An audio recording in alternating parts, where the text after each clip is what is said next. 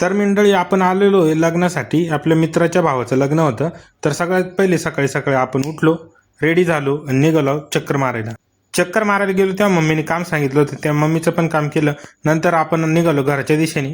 Mummy माझी मशीनचं म्हणजे jumper वगैरे शिवायचं काम करते. नंतर पाण्याचा टाइम झाला होता, लगेच आपण नळी लावून दिली नळाला. तर मित्रांनो, आमच्या इकडे 10:30 वाजता करेक्ट पाणी येतं. तुमच्या इकडे कितीला येतं मला कमेंटमध्ये नक्की सांगा.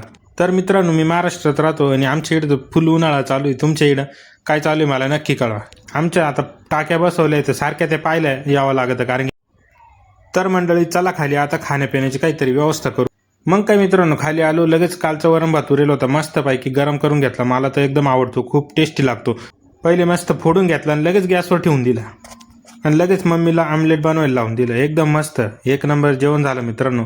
नंतर लगेच आपण निघालो. लग्न होतं आपल्या मित्राचं. तुम्हाला स्टार्टिंगला सांगितलं होतं आपण आपल्या मित्राची वाट बघतोय. तर या ठिकाणी आपले अमित भाऊ उपस्थित झाले धावपळ करीत.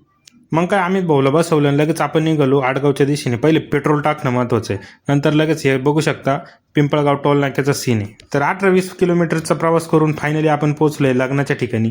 तुम्ही बघू शकता एकदम मस्त जेवण झालं आणि लग्नाला पण भरपूर गर्दी होती मित्रांनो. एकदम खचाखच भरला होता हॉल.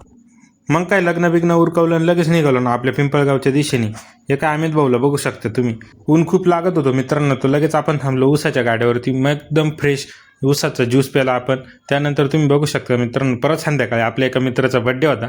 त्याला विश करायचं विसरून गेलो होतो. त्याचाच फोन मला आला. डायरेक्ट आपण निघालो मस्तपैकी ढाब्यावर जेवण्यासाठी. तर जेवण एकदम तब्येतशीर आणि पद्धतशीर होतं मित्रांनो. खूप मस्त जेवण या ठिकाणी झालं. घरी आल्यानंतर परत आपण खरबूज टिचवलं. नंतर मित्रांनो आजसाठी बस एवढंच. भेटूया पुढच्या ब्लॉगमध्ये. तेवढं सबस्क्राईब करा.